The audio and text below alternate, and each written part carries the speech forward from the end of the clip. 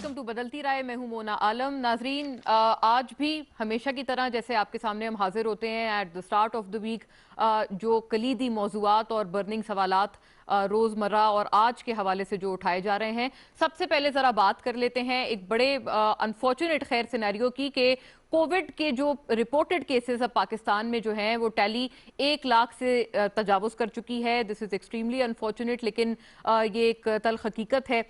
इस हवाले से वज़ीर आज़म इमरान खान ने अब से कुछ ही देर पहले, जैसे आपने मुलाहिज़ा भी किया है, कौम से खिताब किया और बाकायदा उन्होंने ये बताया कि ये जो कोविड की टैली है जो ऑलरेडी 1 लाख से तजावुज़ कर गई है, मज़ीद इसमें एक पीक एक्सपेक्टेड है और ये पहले से देखा जा चुका था जुलाई और अगस्त तक, यानी कि जुलाई एंड और अगस्त स्टार्ट में एक और पीक इसका एक्सपेक्ट किया जा रहा है। और उसके बाद से वज़ीर आज़म इमरान खान ने कहा कि जो केसेज हैं उनकी तादाद कमी की तरफ जाएगी।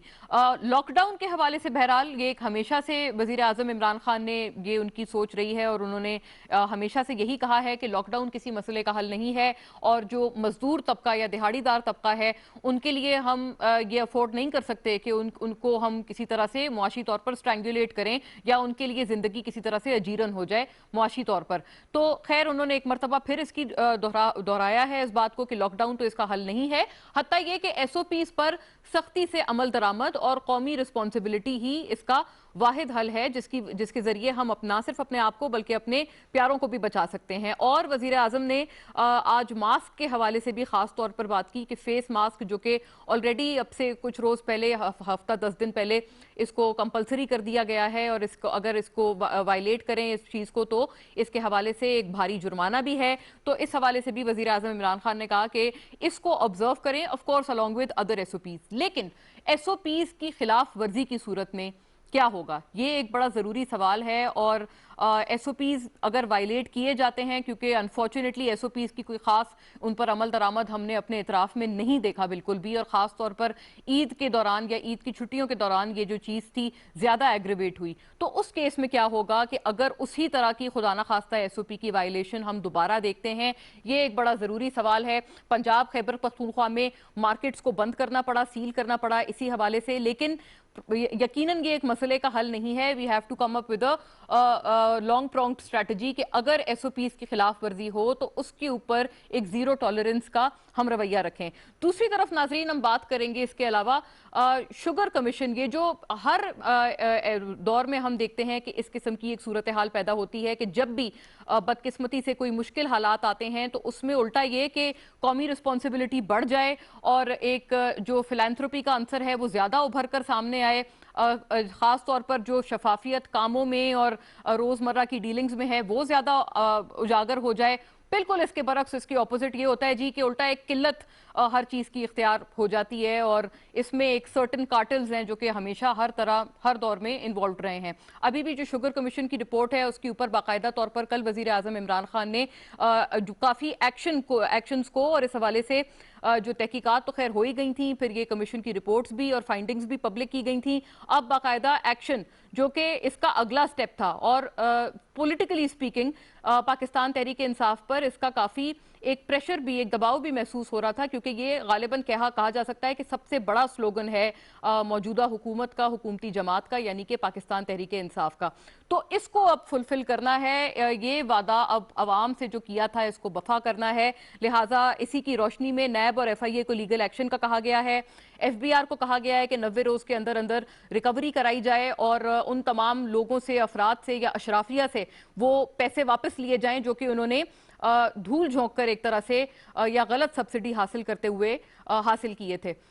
खैर ये तमाम चीज़ें ये इस वक्त ऑन बोर्ड रखी गई हैं और कहा है कि अक्रॉस द बोर्ड एक्शन होगा। माफियाज का अल्फाज, ये जो माफियाज का लफ्ज़ है इसको एक मरतबा फिर इस्तेमाल करके कहा है कि अक्रॉस द बोर्ड एक्शन होगा।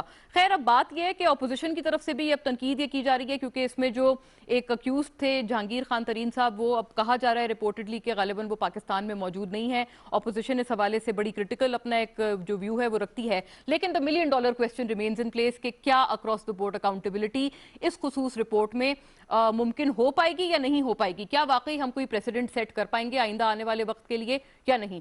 तीसरी तरफ जो हम बात करेंगे वो होगी पाकिस्तान स्टील मिल्स की प्राइवेटाइजेशन या निजकारी, और इसका जो एजेंडा हमने पिछले जो हमारे प्रोग्राम्स थे उसमें भी पिछले हफ्ते इसको ज़ेर बहस रखा था। आज एक मरतबा फिर हमारी कोशिश है कि इस हवाले से बात की जाए। पॉलिटिकल इसमें एक बयानिया बहुत अनफॉर्चुनेट, फिर भी ये बात भी है कि इसमें एक जो रियलिटी है वो एक तरफ है, जो रैशनल है या लॉजिक है वो एक तरफ है कि हम इन सफ़ेद हाथियों को मजीद अपने टैक्स पेयर के पैसों से फाइनेंशियली इंजेक्ट करना अफोर्ड नहीं कर सकते, क्योंकि हमारे टैक्स पेयर का पैसा सेहत और तालीम जैसे शोबों के लिए मुख्तस होना चाहिए। लेकिन फिर भी काफ़ी दफ़ा हम देखते हैं जो सियासी बयानिया है वो इससे डिफ्लेक्ट करता है, और सियासी एतबार में बहुत सारी वो जमातें जो कि अपने मैनिफेस्टो में मानती रही हैं कि प्राइवेटाइजेशन करानी चाहिए इन सफ़ेद हाथियों की या पब्लिक सेक्टर एंटिटीज़ की, वो भी सियासी तौर पर जब आती हैं तो अनफॉर्चुनेटली इसकी मुखालफत करती हैं। जैसे पिछले दौर में भी हमने देखा, नून लीग जब करना चाहती थी प्राइवेटाइजेशन तो पीपल्स पार्टी और पीटीआई ने बतौर अपोजिशन इसकी मुखालफत की थी। आज जब पीटीआई हुकूमत का हिस्सा है तो पीटीआई, बल्कि हुकूमत पीटीआई की है, तो लिहाजा उनकी तरफ से भी अब यही मांग की जा रही है कि अब निजकारी ही इसका वाहिद हल है। लेकिन हमेशा की तरह हम देखते हैं कि पीपल्स पार्टी ने एक मरतबा फिर से इसकी मुखालफत भी की है, और साथ साथ ये भी ऑफर किया है कि सिंध हुकूमत इस public sector entity which is the Pakistan steel mills इसको टेक ओवर कर लें और उनको सौंप दी जाए ये पब्लिक सेक्टर एंटिटी, और ये बहुत एक कौमी असासा है, इसमें कोई शक नहीं। तो लिहाजा अगर ये चीज़ हो जाए, सिंध हुकूमत को वाकई सौंप दी जाए पाकिस्तान स्टील मिल्स, तो क्या वो इसके अफेयर्स, मैनेजेरियल अफेयर्स या एडमिनिस्ट्रेटिव अफेयर्स चला पाएंगे, जबकि गवर्नेंस के मामलात में अमूमन सिंध के हवाले से, सिंध हुकूमत के हवाले से बहुत सी बातें अभी भी उठती रही हैं और माजी में भी हमेशा ही उठती रही हैं, जहां पर more than a decade Pakistan peoples party जो है वो सूबाई हुकूमत कर रही है। खैर, इन तमाम अमूर पे आज हम कलेक्टिवली रोशनी डालेंगे और एक्सपर्ट ओपिनियन और सियासी आरा दोनों शामिल गुफ्तगू आपके साथ रखेंगे। सबसे पहले तारुफ कराती हूँ, अहमद जवाद साहब हमें ज्वाइन कर रहे हैं पाकिस्तान तहरीक इंसाफ से। आप मरकजी इंफॉर्मेशन सेक्रेटरी हैं पीटीआई के, और जो गवर्नमेंट का पर्सपेक्टिव है हमारे साथ ऑन बोर्ड रखेंगे, वाया स्काइप हमारे साथ हैं। थैंक यू अहमद साहब, आप तशरीफ लाए। नाजरीन, फिर बैरिस्टर अली जफर साहब हमें ज्वाइन कर रहे हैं। मायानाज, आप माहिर कानून हैं और साबिक वफाकी वजीर भी हैं, तो जो कानूनी पेचीदगियां हैं उनके हवाले से हमारी रहनुमाई करेंगे, end of course on other matters अपना तज्जिया तबसरा हमारे साथ शामिल गुफ्तगू रखेंगे। वेलकम ऑन बोर्ड बैरिस्टर साहब। हैदर जमान कुरैशी साहब भी नाजरीन हमें ज्वाइन कर रहे हैं, पाकिस्तान पीपल्स पार्टी से एक बड़ी वोकल और सेन आवाज हैं आप, और अपोजिशन का पर्सपेक्टिव, अपनी जमात का पर्सपेक्टिव, इन तमाम मौजूआत पे हमारे साथ ऑन बोर्ड रखेंगे। थैंक यू हैदर साहब, आपने भी हमें वाया स्काइप ज्वाइन किया है। All gentleman are here with us.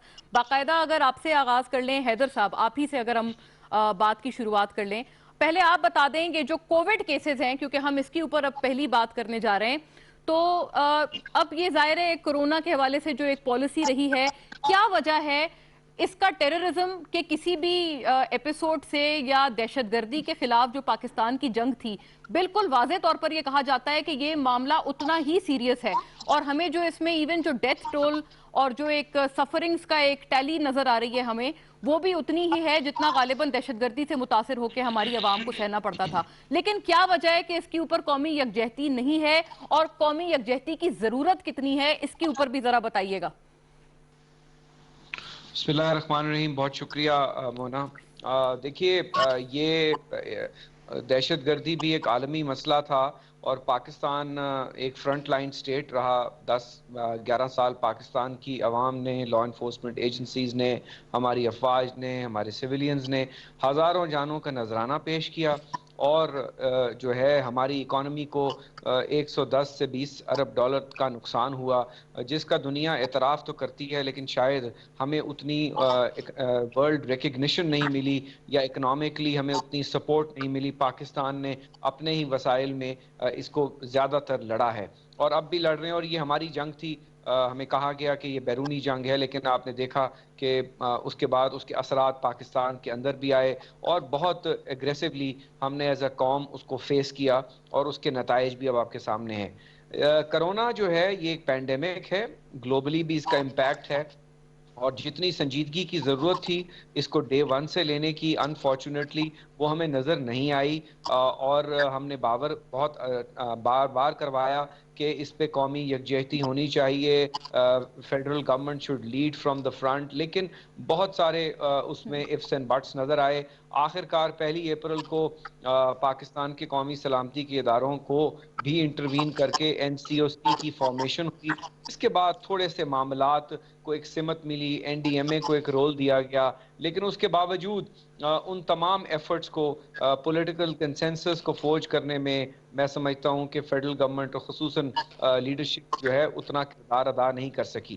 اب جب کہ دنیا یہ کہہ رہی تھی کہ لاک ڈاؤن کیجئے تو ہمیں بتایا گیا کہ اشرافیہ کروا رہی ہے. مجھے نہیں معلوم کہ کتنے پھل بیچنے والے یا سبزی فروش یا میٹرو پہ چڑھ کے آنے والے یا تیلی یا نائی کابینہ کا حصہ ہیں, لیکن باہر کیف پاکستان کی عوام نے اور پاکستان کی چاروں حکومتوں نے اور ان اداروں نے مل کر یہ فیصلہ کیا کہ لاک ڈاؤن ہوگا. اب اس لاک ڈاؤن کے بیانیے کو کس لیکن طرح حیدر صاحب ڈائلیوٹ آپ کیا لوگوں گیا نے بھی تو یہ اس پہ فیصلہ کسی کیا, جانا. پیپلز پارٹی نے بھی تو یہ فیصلہ کیا. آپ اگر پرو لاک ڈاؤن تھے تو آپ یہ تمام سفارشات این سی سی کی میٹنگز میں کیوں نہیں رکھتے تھے؟ کی تھیں لیکن اوور آل جب آپ نے قومی اتفاق رائے کے ساتھ چلنا ہے تو آپ کو اگر فیڈرل گورنمنٹ اور پنجاب گورنمنٹ اور کے پی کے گورنمنٹ جو ہیں وہ میجورٹی میں ہیں, بلوچستان گورنمنٹ اور سندھ گورنمنٹ مائنورٹی میں تھی, تو آپ نے کنسنسس فورج کرنے کے لیے ہم نے کہا 100 بسم اللہ.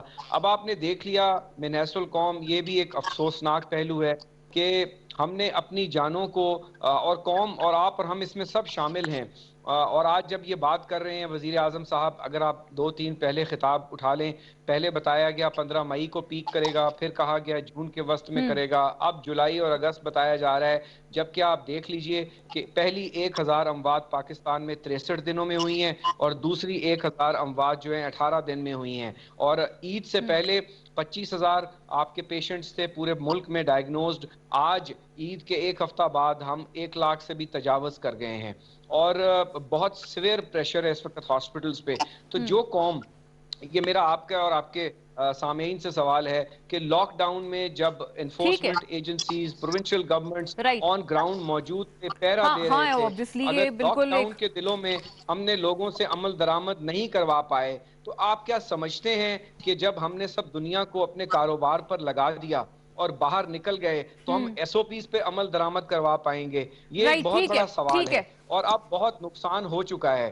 مجھے نہیں معلوم ہم کتنی انفورسمنٹ بھی کر لیں تو نقصان کی کیا تلافی ہو صحیح. حیدر سکتی صاحب ہے. آپ کا جواب اکنامک بڑا لاس واضح اسائڈ, ہے کہ آپ تو کہہ رہے ہیں کہ آپ نے قومی یکجہتی کی خاطر آپ نے این سی سی میں آپ نے میجورٹی ویو کے ساتھ آپ گئے, حتیٰ یہ کہ آپ پرو لاک ڈاؤن ہیں اور آپ نے ہمیشہ سے, بالکل درست بات ہے, آپ کی جماعت نے یہ بات کی ہے. ہاں میں جواب ہے حیدر صاحب کا. مچ اویٹڈ جو رائے ہے اس میں احمد صاحب کی اور بیرسٹر صاحب کی بھی شامل کریں گے after a break. Stay with اس.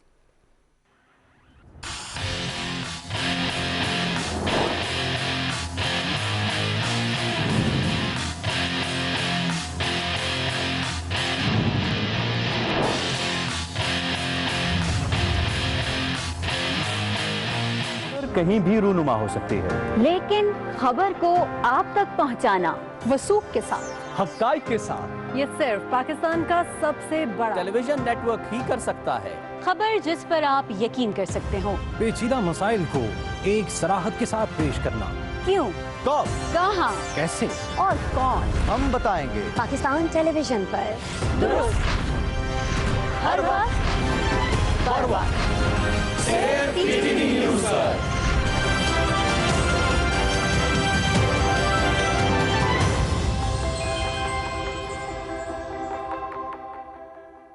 خبروں کے ہجوم میں سچ کی تلاش مشکل ضرور ہے مگر ناممکن نہیں. ملکی اور غیر ملکی حالات و واقعات کو ہم پرکھتے ہیں ہر زاویے سے اور بالآخر ڈھونڈ لاتے ہیں سچ کو جو حقائق پر مبنی ہوتا ہے. دیکھیے پروگرام سچ کے ساتھ سید انوار الحسن کے ساتھ. دیکھیے ہر سوموار سے جمعرات رات 10:05 پر صرف پی ٹی وی نیوز پر.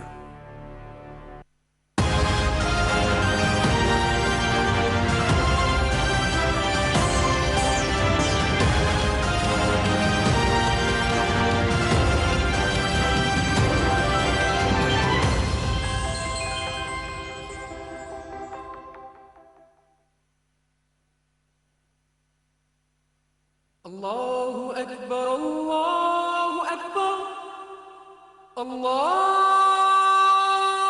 أكبر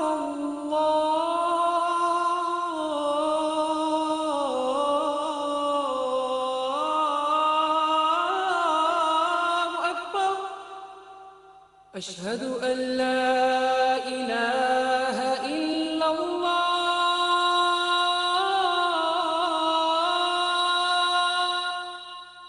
أشهد أن لا إله إلا الله أشهد أن محمد رسول الله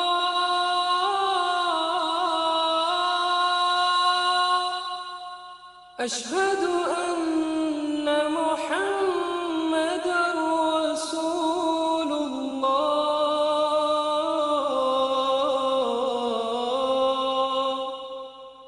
حي على الصلاة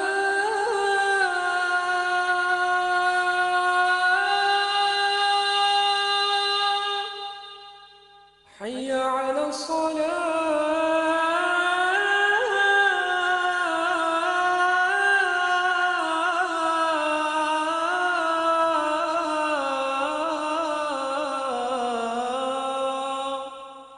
حي على الفلاح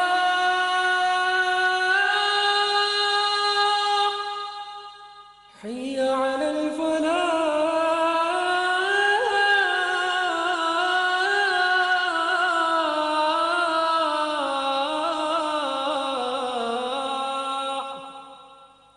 الله أكبر الله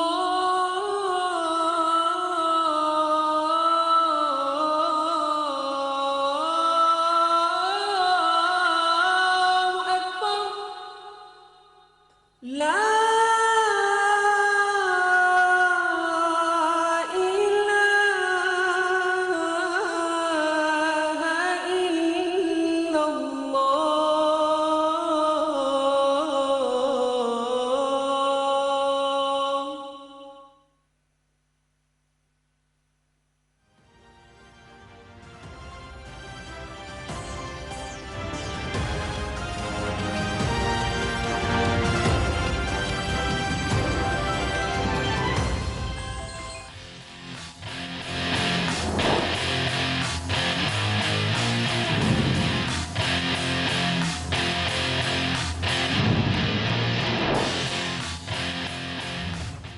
वेलकम बैक नाजरीन। अहमद जवाद साहब, अभी ब्रेक से कबल आपने सुना कि हैदर जमान कुरैशी, वो खुद भी बैरिस्टर हैं, वो तो ये कह रहे हैं कि उन्होंने कौमी यकजहती पैदा करने के लिए एनसीसी में आपकी राय से या आपकी जमात की राय से इख्तिलाफ नहीं किया।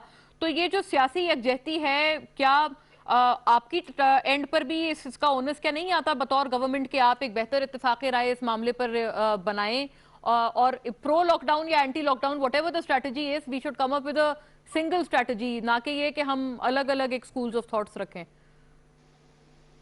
अच्छा, मेरे ख्याल में एनसीओसी में तो सिर्फ प्रोविंशियल गवर्नमेंट्स और फेडरल गवर्नमेंट्स और हुकूमती अदारे हैं, लेकिन पार्लियामेंट में यस तमाम पार्टीज जो हैं अपना ओपिनियन कोरोना के हवाले से दे सकती थी, देती रही हैं और दे सकती हैं। देखें, जो सूरत हाल इस वक्त है इसको बिल्कुल इग्नोर नहीं किया जा सकता। इस वक्त पाकिस्तान दुनिया में अब 15वें नंबर पे आ चुका है और मेरी अपनी ज़ाती असेसमेंट जो कि मैं 26 फरवरी से कर रहा हूँ और उसमें अभी तक तो एक एक लफ्ज़ जो मैंने प्रेडिक्ट किया है कोरोना के फैलने के वाले से वो 100% सही साबित हुआ है, जिसकी मुझे कोई ज़्यादा खुशी नहीं है, क्योंकि मेरी दुआ यही थी कि जो मेरा फियर है या जो मेरी असेसमेंट है वो गलत ही साबित हो, लेकिन वो ऐसा नहीं हुआ। और अब जो मैं देख रहा हूँ 30 जून तक हम दुनिया में 9वें नंबर पे आ जाएंगे और 30 जुलाई तक हम दुनिया में 5वें नंबर पे आ जाएंगे और हमारे ऊपर सिर्फ अमेरिका, रशिया, ब्राज़ील और इंडिया, ये 4 ममालिक हैं। जाहिर है कि इनकी आबादी और ये बड़े ममालिक और इनमें कोरोना के फैलने का आगाज जो है वो हमारे से पहले हुआ, बड़ी तेजी के साथ हुआ, आबादी भी बहुत ज्यादा है। तो आप कह सकते हैं कि by the end of July हम दुनिया के 4-5 मोस्ट इफेक्टेड या worst affected corona regions in the world में हमारा शुमार होगा। हमें इस हकीकत से बिल्कुल आंखें नहीं चुरानी चाहिए और इस पे कोई पर्दा डालने की जरूरत नहीं है। ये एक हकीकत है। इसकी वजूहात पे डिस्कशन हो सकती है, इसके لاک ڈاؤن کے ٹائمنگ پہ بھی ڈسکشن ہو سکتی ہے، مختلف آراء ہیں، اور اس کے ساتھ ساتھ اس کی کو ایگزسٹنس جو ہے اس کے اوپر بھی بات چیت ہو سکتی ہے. جیسے کہ پرائم منسٹر عمران خان کا جو ہے شروع سے ایک ان کا سٹانس رہا ہے کہ ہمیں کرونا کے ساتھ کو ایگزسٹ کرنا ہے، اور اس کی وجہ جو ان کے ذہن میں ہے اور جو انہوں نے ایکسپلین بھی کی ہے وہ یہ ہے کہ پاکستان جن یورپین کنٹریز کے ساتھ ہم اپنے آپ کو کمپیئر کرتے ہیں، یا ایون اگر چائنا کے ساتھ کریں یا ایون انڈیا کے ساتھ بھی کمپیئر کریں، تو یہ بڑی اکانومیز ہیں دنیا کی، ان کے ریسورسز زیادہ ہیں. پاکستان ایک کمزور اکانومی اور جس کے ریسورسز بھی لمیٹڈ ہیں، اور اس میں ایک طویل عرصے تک لاک ڈاؤن رکھنے کی صورت میں پاکستان کا اکنامک کولیپس ہو سکتا ہے. تو کرونا تو ایک حقیقت ہے کہ وہ تو چل ہی رہی ہے، لیکن اس کے ساتھ ساتھ اس سے بھی زیادہ جو ہے خطرناک لیکن سر ایس او پیز کی وائلیشن پر ایکشن بھی تو اسی طرح سے ہونا چاہیے. اب دیکھیں لاک ڈاؤن کے دوران بھی اور لاک ڈاؤن کھلنے کے بعد دونوں میں، جب لاک ڈاؤن تھا یس اس میں بھی جو ہے مشکل پیش آئی لوگوں کو کنٹرول کرنے میں، لوگوں کو پایا گیا کہ وہ لاک ڈاؤن کو وائلیٹ کرتے ہوئے. اس کے علاوہ جب لاک ڈاؤن کھولا گیا اور جو ایس او پیز بنائے گئے، تو میں یہ کہہ سکتا ہوں اپنے تجربے سے، جو میں ہفتے میں ایک دفعہ نکلتا ہوں زیادہ سے زیادہ جو ارجنٹ نیڈز ہیں، اور آج میں باہر گیا تھا تو مجھے آپ کہہ رہے ہیں کہ بالکل ایس او پی کی خلاف ورزی پر اچھے وہ ہونے چاہیے ہمارے پاس جو پریسیڈنٹس ہیں، کہ اگر ان کیس وہ کیا جائے تو there should be a precedent against it, کہ ایس او پیز کی وائلیشن. مونا آپ نے ابھی ذکر کیا تھا ٹیررزم کا. دیکھیں جب ٹیررزم کی وبا آئی تھی تو ظاہر ہے کہ اس کے فرنٹ لائن سولجرز جو تھے وہ تو فوج تھی. یہاں پہ پینڈیمک میں آپ کا فرنٹ لائن سولجر جو ہے وہ ڈاکٹرز ہیں اور پیرامیڈکس ہیں، یس ہیلتھ ورکرز جو ہیں. اور اس میں جو سب سے زیادہ جو مجھے خطرناک چیز جو لگ رہی ہے وہ یہ ہے کہ ایک بڑی تعداد میں ڈاکٹرز کی ڈیتھ ہو رہی ہے، ہیلتھ ورکرز کی ڈیتھ ہو رہی ہے. اب اس کا تعلق جو ہے وہ پاکستان کا آنے والے دنوں میں پاکستان کی ہیلتھ کیئر کیپیسٹی سے ڈائریکٹ لنک ہے. ٹھیک ہے، کیونکہ 2-3 مہینے میں آپ کا جو ہیلتھ کیئر ورکر ہے وہ ذہنی طور پہ بھی اور جسمانی طور پہ ایگزاسٹ کر رہے، ڈرین کر رہے، اور اس کے ساتھ ساتھ اس میں یہ اموات ان کی ہونی ہے، نفسیاتی طور پہ ان کو مزید جو ہے وہ افیکٹ کر رہا ہے. تو اگر آپ کا ہیلتھ ورکر جو ہے اس کی کیپیسٹی جو ہے وہ اگر ایگزاسٹ کر گئی یا وہ کریش کر گئی تو آپ کا ڈائریکٹ امپیکٹ ہوگا ڈیتھ ریٹ کے اوپر. یہ کافی اچھا یہ ورڈ آف کوشن ہے. Barrister Ali Zafar sir, you are in a better position to analyse now, کیونکہ آپ نے دونوں حضرات کے ویوز سنے ہیں. سیاسی اس میں جو پوائنٹ سکورنگ ہے وہ کم کی جائے اور اتفاق رائے پیدا کیا جائے، اس سے تو دونوں ہی اتفاق کر رہے ہیں، دونوں جماعتوں کے رہنما. لیکن یہ بتائیے گا سر، یہ اب اس میں کہاں پر لاجک لائے کرتی ہے؟ ہم لوگ اب ظاہر ہے لاک ڈاؤن کی طرف نہیں جا رہے، یہ تو وزیر اعظم عمران خان نے آج بھی ری آئٹریٹ کیا ہے، but what else to do sir? جی دیکھیں، جو کرونا ہے یہ ایک ایسی پینڈیمک ہے جو کہ نہ حکومت نے اس کو جنم دیا ہے، نہ اپوزیشن نے اس کو کریٹ کیا ہے. یہ اللہ تعالیٰ کی طرف سے آئی ہے اور اب ہم نے اس کا مقابلہ کرنا ہے. اس نے کرونا نے ایک چیز تو ایکسپوز کر دی ہے، پوری دنیا کی ایکسپوز کر دی ہے، بلکہ ہر ملک کی ایکسپوز کر دی ہے، اور وہ یہ ہے کہ ہمارے سسٹمز جو ہیں ان کی کمزوریاں سامنے آ گئی ہیں. بالخصوص ہیلتھ سسٹمز جو ہیں نظر آ گئے ہیں کہ ملکوں نے اس پہ اتنا کام نہیں کیا پچھلے ماضی میں، اور وہ اب اس کا ایک ہمیں سامنے ایکسپوجر نظر آ رہا ہے، جو آگے جا کے ہمیں شاید مزید بھی نظر آنا شروع ہو جائے. دیکھنا یہ ہے، بڑی ڈیبیٹ ہوتی رہی ہے کہ لاک ڈاؤن ہو یا نہ ہو. ایک چیز میرا اپنا ویو بڑا کلیئر ہے اس پہ، اور وہ پرائم منسٹر صاحب کا آپ نے ذکر بھی کیا، ابھی ریسنٹ اسپیچ کا بھی، پہلی اسپیچوں کا بھی، اور وہ یہ ہے کہ لاک ڈاؤن ضروری ہونا چاہیے تھا، لیکن لاک ڈاؤن وہ پریکٹیکلی دیکھنا پڑے گا کہ کیا وہ لاک ڈاؤن ہو سکتا ہے کہ نہیں. یہ جو کرونا ہے یہ ایک دن کا، ایک ہفتے کا، ایک مہینے کا ٹائم نہیں لیتا اس کو سکسیسفلی اس کا مقابلہ کرنے کے لیے. یہ کوئی 6 مہینے کی بات ہے. 6 مہینے تک کون سا ملک ہے، کون سی اکانومی ہے جو کمپلیٹ لاک ڈاؤن کو برداشت کر سکتی ہے؟ کیونکہ آپ دیکھیں لاک ڈاؤن کا مطلب یہ ہے کہ لوگ کام پہ نہیں جا سکیں گے. لوگ کام پہ نہیں جا سکیں گے تو کما نہیں سکیں گے. کما نہیں سکیں گے تو پیسے نہیں جب آئیں گے تو چیزیں نہیں خرید سکیں گے, کھا پی نہیں سکیں گے, اور اس کا ایک بڑا نیگیٹو امپیکٹ ہوگا. فائنلی لوگ سڑکوں پہ آ جائیں گے بھوک سے, اور بھوک سے مرنے کے چانسز ہو جائیں گے. تو یہ چیز کو دیکھتے ہوئے کوئی بھی سین آدمی نہیں کہہ سکتا کہ لاک ڈاؤن آپ ہمیشہ کے لیے کر دیں. اب سوال یہ پیدا ہوتا ہے کہ آپ کو ایک سمارٹ لاک ڈاؤن جس کی ہم بات کرتے رہتے ہیں وہ ضروری ہے, لیکن اس کو امپلیمنٹ کرنے کے لیے لوگوں کی مدد کی ضرورت ہے. لوگوں کو اپنی سیلف لاک ڈاؤن کی جو تمیز ہے, جو ایس او پیز ہیں, وہ اس کو فالو کرنے کی ضرورت ہے, جو ہم نے دیکھا کہ نہیں ہو رہے. اب جب یہ نہیں ہو رہا تو اس وقت کیا پوزیشن بنتی ہے؟ آئی تھنک یہ اب آپ کا سوال ہے کہ جب لوگ نہ فالو کریں ایس او پیز کو, حکومت لاک ڈاؤن نہ کر سکے, اور یہ چیز آگے بڑھتی جا رہی ہو, تو کیا کرنا چاہیے؟ میری نظر میں اس قسم کی سچویشن میں آپ کو تھوڑا سا اسٹرکٹ ہونا پڑے گا. جو ایس او پی کی وائلیشنز ہیں ان کو انفورس کرنا پڑے گا. یہ پروونشل حکومتوں کا کام ہے, ان کے, کیونکہ سارا جو لا اینڈ آرڈر ہوتا ہے وہ ان کے کنٹرول میں ہے, یہ فیڈریشن نہیں کر سکتی. یہ پروونسز کو اب کرنا ہے. سر آپ یہ اونس کس پر ڈالتے ہیں کہ سیاسی جو اتفاق رائے ہے اس پہ انفارچونیٹلی ابھی تک موجود نہیں ہے؟ جی دیکھیں, جو اس میں آپ ڈیبیٹ کو چھوڑ دیجئے. ڈیبیٹ تو ہر ایک کا اپنا اپنا آئیڈیا ہے. کچھ لوگ کہتے ہیں کہ لاک ڈاؤن ہونا چاہیے, دوسرے کہتے ہیں نہیں ہونا چاہیے. میں نے تو اپنا ویو پوائنٹ آپ کو دیا. میرے مطابق کوئی سین شخص نہیں کہہ سکتا, کوئی عقل مند شخص نہیں کہہ سکتا کہ آپ لاک ڈاؤن ہمیشہ کے لیے کر لیں. آپ کو یہ لاک ڈاؤن سمارٹ کی طرف جا سکتے ہیں.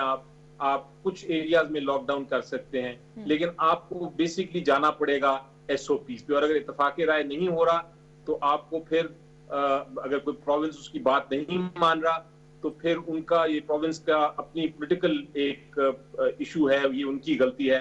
ایس او پیز پہ سب کو اگریمنٹ ہونی چاہیے کہ یہ ایس او پیز منیمم ہے, اور محل اگریمنٹ ہے بھی. ان کی انفورسمنٹ پہ بھی اگریمنٹ ہونی چاہیے کہ ان کو انفورس کریں. کیونکہ یہ جو ڈبل ڈیبیٹ ہے اور یہ کنفیوژن اگر ہے کسی کے دماغ میں کہ لاک ڈاؤن ہوگا تو وہ نکال دینی چاہیے. لاک ڈاؤن نہیں ہوگا, یہ اب جا کے آپ کو اسی طرح ایس او پیز کے ذریعے اس کو ٹیکل کرنا ہے. اور باقی ممالک نے دکھایا ہے کہ وہ کر سکے ہیں اگر ان کی قوم ڈسپلن ہو, اگر ان کی جو انفورسمنٹ ایجنسیز ہیں وہ ڈسپلنڈ ہو. تو لوگوں نے آفٹر آل, ایک بڑے ممالک ہیں جنہوں نے یہ ویو کو ختم کیا ہے, اور اب وہ ایک سٹیبلائز کر لیا انہوں نے اپنے آپ. رائٹ, غالباً ناظرین New Zealand is the best example to go by. 17 گزشتہ روز سے کوئی وہاں کیسز نہیں, اور اب وہ کہہ رہے ہیں کہ ہم لاک ڈاؤن کو ریلیکس کر رہے ہیں. حتیٰ کہ جو سکارسٹی آف پاپولیشن وہاں کی ہے اس کو دیکھتے ہوئے پاکستان سے پاپولیشن وائز تو خیر موازنہ نہیں ہے, لیکن یقیناً اس میں ایس او پیز پر عمل درآمد بھی ایک بہت ضروری اس کا جز ہے, جو کہ وہاں پر یقیناً اس چیز کو پاسبل بنانے میں مددگار ثابت ہوا. Quickly moving on to the second issue. ناظرین, شوگر کمیشن اور اس کی فائنڈنگز ہم تمام کے سامنے ہے. کیا اپوزیشن جماعتیں ہوں, کیا موجودہ حکومتی جماعت ہو, تمام کے لوگ اور وہاں سے منسلک لوگ اس میں کسی نہ کسی طرح کنیکٹڈ پائے گئے ہیں. حکومتی الائی جماعت بھی کنیکٹڈ اس میں پائی گئی ہے, one particular party P M L Q. لیکن بات اب کریں گے کہ کیا اس کے اوپر واقعی یہ جو وعدہ ہے یہ وفا ہو پائے گا کہ بلا امتیاز اس پہ احتساب ہو. سٹارٹنگ ود یو حیدر صاحب, آپ فرمائیے گا. دیکھیے مونا, شوگر کمیشن کی رپورٹ بہت اچھی رپورٹ ہے, بڑی واضح رپورٹ ہے, لیکن اس کی ٹرمز آف ریفرنس جو 2017 کا قانون ہے کمیشن آف انکوائری کا, اس کے تحت جو ٹی او آرز تھے وہ تو یہ تھے کہ پچھلے 6 ماہ میں جو شوگر کی پرائس مینپولیشن ہوئی ہے اور چینی کی قیمت بڑھی ہے اور اس کا تعین کیا جائے. لیکن اور ایف آئی اے کی رپورٹ بھی اسی کے اوپر تھی. لیکن جب یہ کمیشن بنا اور کمیشن پھیلتا گیا تو کمیشن نے جو ہے اس کا تعین کرنا تھا, لیکن وہ پہنچ گیا پچھلے 3 سال کی شوگر سبسڈیز پہ, اور اب کہہ رہے ہیں کہ جی 1985 سے ہونا چاہیے.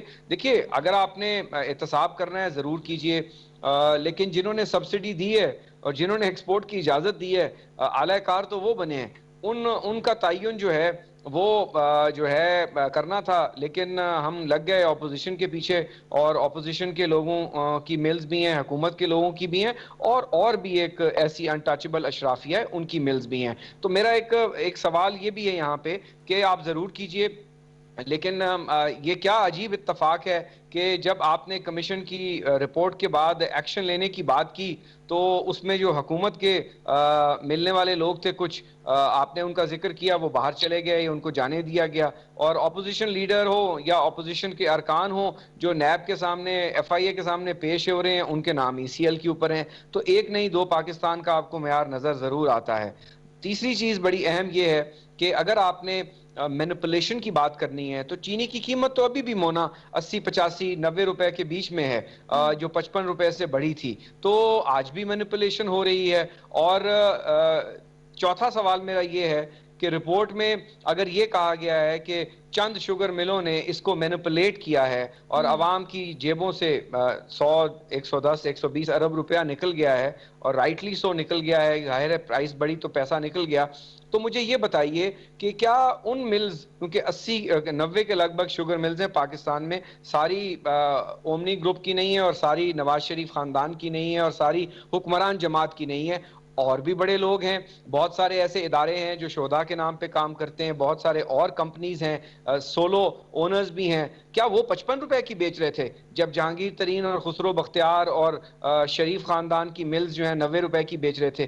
ہرگز نہیں، وہ بھی 90 کی بیچ رہے تھے۔ تو جب ایک سیکٹر میں بینیفٹ آتا ہے تو سب سے بینیفٹ ہوتا ہے، تو آپ کو تو اگر لگتا ہے آپ اس نے میں کہ پیسہ سنگل آؤٹ نکلوانا کیا جا رہا ہے کچھ تو لوگوں پھر کو؟ سب آپ کا سے یہ بھی نکلوائے نا۔ خیال ہے؟ یہ تو نہیں ہو سکتا کہ آپ 4-5 لوگوں کو ٹارگٹ کر لیں اور جنہوں نے فری رائڈ لی ہے اس میں ان کو آپ چھوڑ دیں، یا جو آپ کو ناپسند ہے ان کو ٹارگٹ کریں، تو ایسے نہیں ہونا چاہیے۔ باقی میں اس بات سے بالکل اتفاق کرتا ہوں، نہ صرف چینی بلکہ آٹوموبیل، فرٹیلائزر، پولٹری، ملک، یہ جتنے 5-6 بڑے سیکٹرز ہیں، سیمنٹ، یہ سب کارٹلز ہیں۔ آپ کمپٹیشن کمیشن کو پاورفل کریں، آپ کو ایف آئی اے کی ضرورت ہی نہیں ہے۔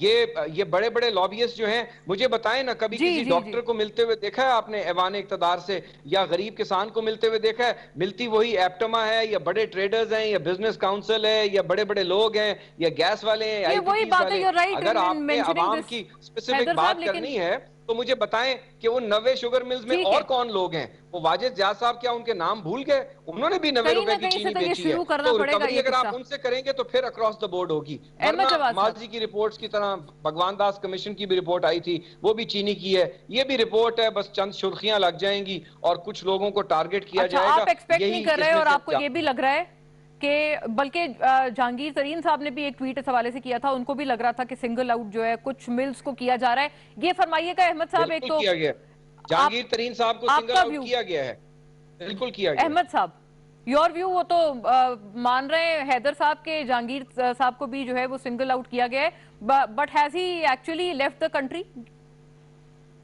لیکن پہلی بات تو یہ ہے کہ اس بات سے بالکل انکار نہیں کیا جا سکتا کہ احتساب جو ہے وہ صرف اس کی ایک ہی فارم جو ہے وہ کامیاب ہو سکتی ہے، اور وہ ہے بلا امتیاز احتساب۔ بالکل کسی ڈسکریمنیشن کے بغیر احتساب ہونا چاہیے، اور اس میں ایکسیپشن جو ہے وہ نہ تو جہانگیر ترین کو ہونی چاہیے، نہ کسی اور پولیٹیکل پارٹی کو، یا کسی بھی اور ادارہ جو ملک کے اندر ایگزسٹ کرتا ہے۔ اس میں تو کوئی دو رائے نہیں ہے، ورنہ وہ احتساب کامیاب نہیں ہوگا۔ بے شک۔ اور احتساب کے نام کے اوپر اگر ہم اپنے پچھلے 20-30 سال کا اگر جائزہ لیں، اور اس میں 2 پولیٹیکل پارٹیز کی بھی گورنمنٹ رہی ہیں، اس میں ملٹری ڈکٹیٹرشپ بھی رہی ہے، تو اس میں ہم یہ دیکھیں کہ احتساب جو ہے وہ ہمیشہ ایک ٹارگیٹڈ فارم میں کیا جاتا تھا، اور یہ بھی آپ دیکھیں کہ ایسا احتساب کبھی بھی کامیاب نہیں ہوا۔ تو ہمیں ماضی سے بالکل سبق سیکھنا چاہیے اور احتساب کڑا کرنا چاہیے اور بلا امتیاز کرنا چاہیے۔ اب آتے ہیں حکومت کے اس اقدام کی طرف جس میں شوگر کا انہوں نے جو ہے انویسٹیگیشن شروع کی۔ دیکھیں، یہ اس حکومت کو ضرور کریڈٹ جاتا ہے کہ جب پاکستان میں اس دفعہ چینی کا بحران آیا تو یہ آپ ذہن میں رکھیں کہ ایسا بحران ماضی میں کئی دفعہ آ چکا ہوا ہے، اور اسی طرح سے چینی بازاروں میں غائب ہوئی، اور اسی طرح سے اس کی قیمت میں کئی گنا اضافہ ہوا، اور اس کے بعد جب 1 مہینہ یا 2 مہینے یا چند ہفتے میں اس مافیا نے اپنا پروفٹ اور پیسہ کما لیا تو اس کے بعد دوبارہ حکومت اس کو واپس لے آئی، لیکن اس کے بعد کچھ نہیں ہوا۔ لیکن اس دفعہ فرق یہ ہے کہ اس دفعہ حکومت نے اس فائل کو کلوز کرنے سے انکار کر دیا. اس کے باوجود کہ اس میں ان کو نظر آیا کہ حکومت کے نمائندے اور ارکان جو ہیں وہ بھی شامل ہیں, اور اس کے لیے جو کمیشن بنایا گیا اس کی رپورٹ آ گئی, اور اس میں بہت ساروں کے نام نہیں ہیں اور بہت ساروں کے نہیں ہیں. جن کے نہیں ہیں وہ بھی انشاءاللہ جب پوری ایک اس کی انویسٹیگیشن یا کیس چلے گا تو وہ بھی سامنے آئیں گے. تو ہمیں کم از کم اس حوالے سے حکومت کو کریڈٹ دینا چاہیے کہ انہوں نے اس فائل کو بند کرنے سے انکار کر دیا اور اس کی انویسٹیگیشن اور انکوائری کو جاری رکھا. لہٰذا اس حوالے سے آپ ہوپفل ہیں کہ اس مرتبہ بلا امتیاز ہوگا احتساب, لیکن پھر جہانگیر ترین صاحب کے حوالے سے جو یہ بات ہے اس میں کتنی صداقت ہے؟ دیکھیں جہانگیر ترین صاحب اگر ملک سے باہر چلے گئے ہیں تو دیکھیں ابھی کمیشن کی رپورٹ میں کسی کو بھی جو ہے آپ کنوکٹ تو نہیں کیا گیا نا. یہ تو ایک کمیشن کی رپورٹ ہے. اس کے بعد اگلا مرحلہ یہ ہے کہ اس کو نیب نے ٹیک اپ کرنا ہے یا کسی ہائر کورٹ میں یہ جائے گا یا کوئی ایف آئی اے کی کورٹ میں یہ کیس چلے گا. جب وہ کیس چلے گا تو اس کے بعد اس میں جو ملزمان ہیں ان کے حوالے سے ایکشنز کا آغاز ہوگا. تو اس لیے ایکسپیکٹ کہ وہ پھر واپس تب تک آ جائیں گے جب تک ان کو پروب کرنے کا وقت ہوگا. اور جہانگیر ترین صاحب جہانگیر ترین صاحب کیس تو چل گیا آلریڈی. وہ آپ کے شہزاد اکبر صاحب نے چلا دیا 3 دن سے کیس. اور یہ بھی ناظرین کو بتا دینا کہ پاکستان کے کامرس منسٹر کون تھے جب یہ ایکسپورٹ کی اجازت دی گئی, اور وہ معصوم چیف منسٹر کون تھے جنہوں نے یہ سبسڈی کی اجازت دی. جنہوں نے اجازت دی ان کا کوئی قصور نہیں ہے, لیکن جنہوں نے سبسڈی اویل کی ہے اس کا جواب دیتے کیونکہ یہ ٹائمڈ انٹریکشن ہے اور میں نے بیرسٹر صاحب کی طرف بھی بڑھا. ہاں, میں اس میں صرف ایک لاسٹ پوائنٹ میں یہ کہوں گا کہ دیکھیں یہ ایک اپرچونٹی ہے. بالکل میں حیدر صاحب جس طرف اشارہ کر رہے ہیں میں یہ کہوں گا کہ یہ انویسٹیگیشن ایک اپرچونٹی ہے.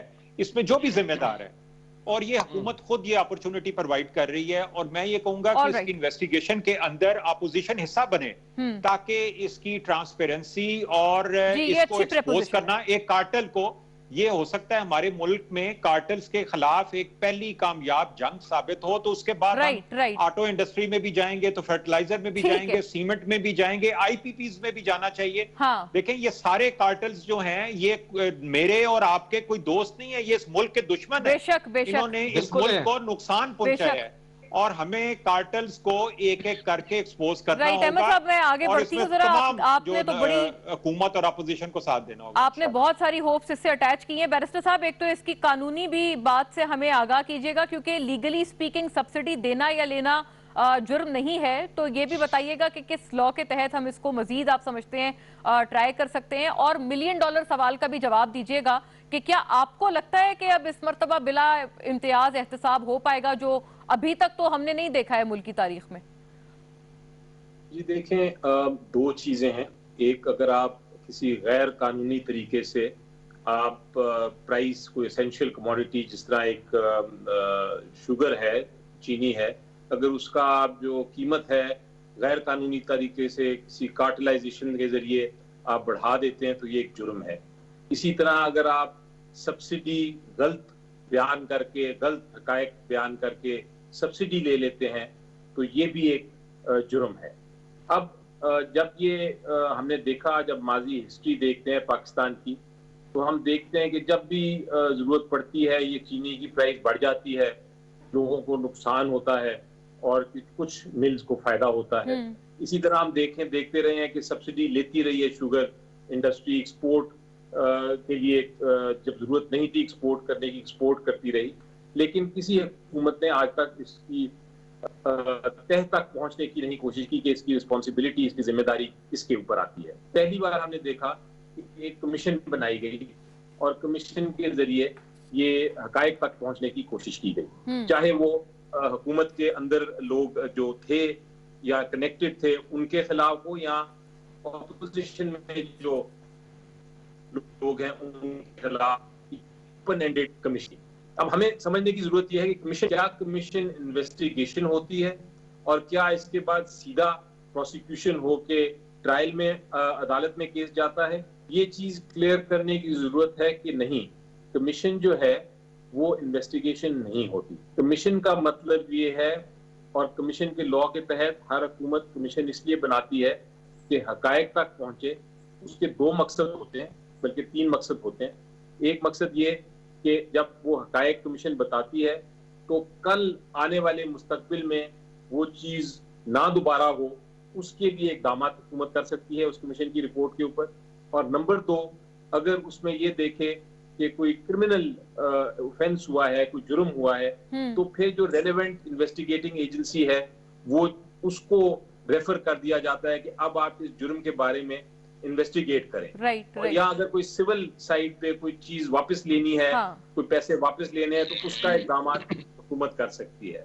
تو اب نیکسٹ سٹیپ یہ ہوگی کہ اس کمیشن کی رپورٹ کے بعد جن جن اداروں کو یہ معاملہ بھیجا گیا ہے، مثلا اگر نیب کو پاس گیا ہے یا ایف آئی اے کے پاس گیا ہے، تو ایف آئی اے دوبارہ سے انویسٹیگیٹ کرے گا، اور انویسٹیگیشن میں اگر ان کو کچھ لوگ نظر آئے جو کہ مزید ایڈ ہونے والے ہیں تو وہ ایڈ کریں گے۔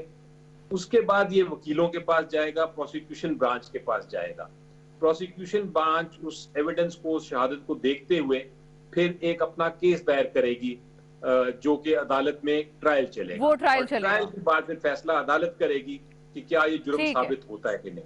تو ابھی یہ کمیشن کا مطلب یہ ہوتا ہے کہ آپ کی نشاندہی ہو گئی، جس طرح آپ نے ماڈل ٹاؤن کی کمیشن کا دیکھا تھا کہ ماڈل ٹاؤن کی ایک کمیشن ہوئی جو کہ دبانے کی کوشش کی گئی۔ تو سر پھر کوئی امید رکھیں کہ اس مرتبہ ہوگا کچھ ان کارٹلز کے خلاف؟ جی بالکل ہوگا، کیونکہ اناؤنس کر دیا ہے حکومت نے کہ ہم نے اب اپنی جو ریلیونٹ ایجنسیز ہیں ان کو انویسٹیگیشن کے لیے بھیج دیا ہے، اور اب وہ انویسٹیگیشن ہوگی۔ اور چونکہ وہ ایک ٹرانسپیرنٹ طریقے سے انویسٹیگیشن ہو رہی ہے، اکراس دا بورڈ ہو رہی ہے، تو یہ بالکل اس میں کوئی شک نہیں ہونا چاہیے کہ یہ جو بھی جس نے بھی جرم کیا، ہم ابھی نہیں کہہ سکتے کہ کون ہے انوالوڈ اور کون نہیں ہے، لیکن جو بھی ہے اس کے خلاف یہ کاروائی ضرور ہوگی، اور یہی حکومت کا مینڈیٹ ہے۔ اگر حکومت نے اس کو آگے نہ چلانا ہوتا یا کوئی چھپانا ہوتا تو یہ پھر کمیشن اپوائنٹ۔ بیرسٹر علی ظفر بھی اس پہ پر امید ہیں کہ اس مرتبہ اگر نہ کرنا ہوتا یا اوائیڈنس اختیار کرنی ہوتی تو غالباً اس چیز کو آگے نہ بڑھایا جاتا۔ Quickly moving on to the third issue کہ اگر سٹیل ملز واقعی پیپلز پارٹی کو دے دی جائے، جو کہ پیپلز پارٹی کہہ رہی ہے، تو کیا جو اس کے سٹیٹ آف افیئرز ہیں کچھ بہتر ہو سکتے ہیں گورننس کے اعتبار سے؟ جہاں پر سندھ حکومت میں پیپلز پارٹی ہمیشہ سے مور دین اے ڈیکیڈ رہی ہے، وہاں پر بہت سارے سوالیہ نشانات شروع سے آتے رہے ہیں، ابھی بھی موجود ہیں، تو سٹیل ملز کے افیئرز کیسے چلیں گے؟ 1.5 minute to every gentleman, starting from Haider صاحب، آپ فرمائیے گا سر۔ دیکھیے مونا، سٹیل ملز 2015 تک تو آپریشنل تھی نا، لاس اگر کر رہی ہے تو لاس تو اور بھی بہت سارے وفاقی ادارے کر رہے ہیں، پی آئی اے بھی کر رہی ہے، ریلوے آج تک کر رہی ہے، اور پی ٹی آئی نے کلیم کیا تھا کہ ہم ان کو ری سٹرکچر کریں گے۔ اسد عمر صاحب کی اور وزیر اعظم صاحب کی جب وہ اپوزیشن میں تھے تقاریر آپ کے پاس ہیں، آپ کی یادداشت بھی بہت اچھی ہے۔ میں آپ کو 2 ایگزامپلز دیتا ہوں، بلکہ 3 ایگزامپل۔ سندھ حکومت کے متعلق یہ جو پرسیپشن ہے کہ ہماری گورننس بہت بری ہے، سندھ وہ واحد صوبہ ہے جو پچھلے 7 سال میں سندھ ریونیو بورڈ جو ہے 25% ایکسیڈ کر رہا ہے ایئر آن ایئر اپنی ریونیو کلیکشن میں، سیلز ٹیکس جو پروونشل سبجیکٹ ہے اور ایکسائز، کوئی صوبہ اس کو میچ نہیں، اپنے ٹارگٹ کو اچیو کرتا ہے، ہم نے دکھایا۔ اس کے بعد این آئی وی سی ڈی اور جے پی ایم سی جب سندھ کو ہینڈ اوور کیا گیا 18ویں ترمیم کے بعد، تو اس وقت ان کا 70 کروڑ بجٹ تھا تمام ہاسپٹلز کا، آج 15 ارب ہے، اور این آئی وی سی ڈی اور جے پی ایم سی جہاں سائبر نائف کی مشینیں ہیں، جہاں پہ دنیا نے ریکگنائز کیا ہے کہ اسٹیٹ آف دی آرٹ، اور 15 شہروں میں ان کے اب سینٹرز ہیں اور ہر چیز ہے، اور فیڈرل گورنمنٹ نے لینے کی کوشش کی اور بعد میں کہا کہ اتنا پیسہ آپ اس پہ لگا رہے ہیں، ہم تو اس کو مینج بھی نہیں کر سکتے، اور پچھلے بجٹ کے بعد ان کو ہمیں واپس کرنا پڑا۔ تو ہم نے ڈیلیور کیا ہے، ہمیں پتا ہے، اور ہم یہ سمجھتے ہیں کہ سٹیل مل کو چلایا ہی نہیں گیا۔ جب ایک آپ اینٹی کو چلانے کے لیے پیسے نہیں دیں گے، اور ماضی کی حکومت میں ایک بہت بڑا مافیا تھا، میں اس کو آن ریکارڈ لانا چاہتا ہوں، جن کے شاید اپنے کاروبار تھے سٹیل کے، انہوں نے سٹیل مل کو بند کیا، بیکاز سٹیل مل جو ہے وہ سستا سٹیل دیتی ہے، کمپیٹیٹیو دیتی ہے، وہ جس طرح پی آئی اے کے روٹس بھی بند کیے گئے۔ تو یہ دیکھیے، جب آپ اپنے اسٹیٹ کے ادارے کو خود مارنا چاہیں تو پھر آپ اس کو وائبل نہیں رکھ سکتے۔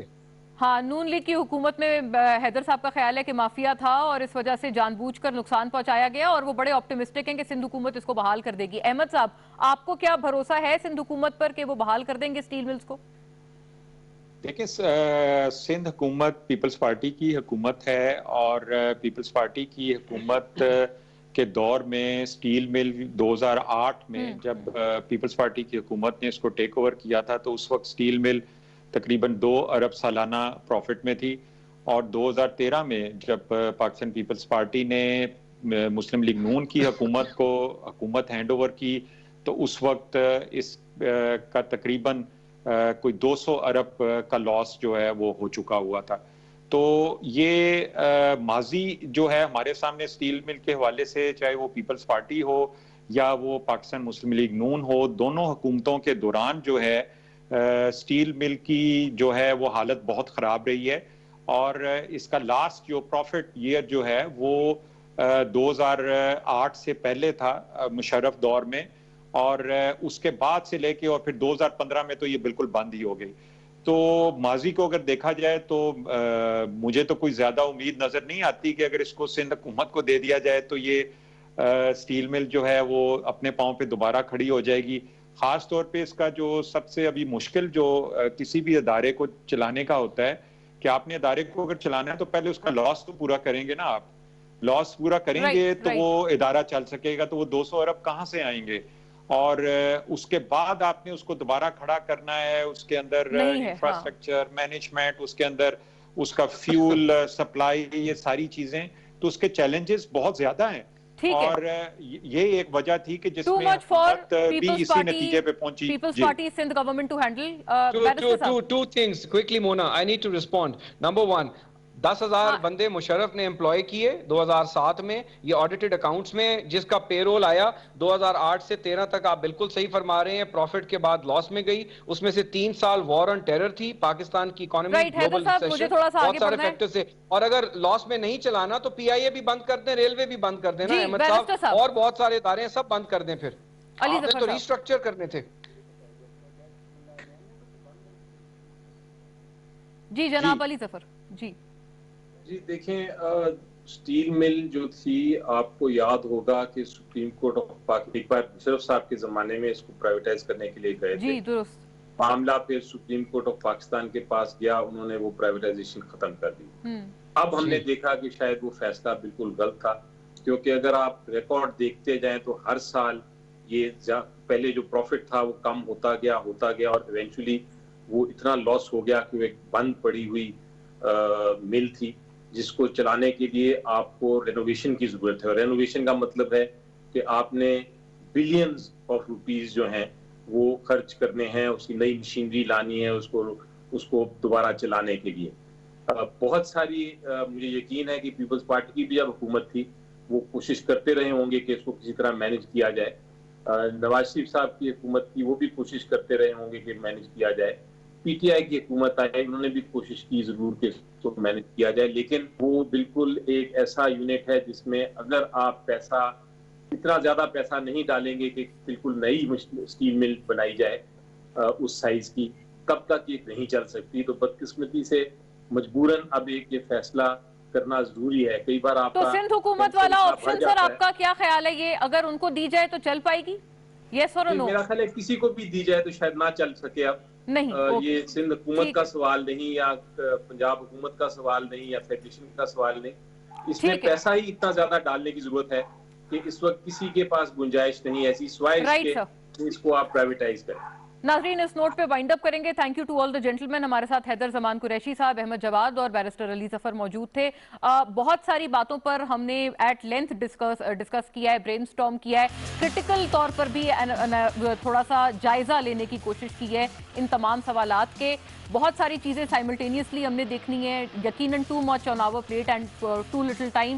ایک طرف کووڈ کیسز کی بڑھتی ہوئی ٹیلی اور دوسری طرف یہ تمام قومی نوعیت کے سوالات، ان پبلک سیکٹر انٹیٹیز کا فیوچر اور ساتھ ساتھ معیشت اور موسٹ امپورٹنٹلی بجٹ. اس کے حوالے سے بھی مزید ہمارے ڈسکشنز رہیں گے. Thank you for watching. اللہ حافظ فار ناؤ.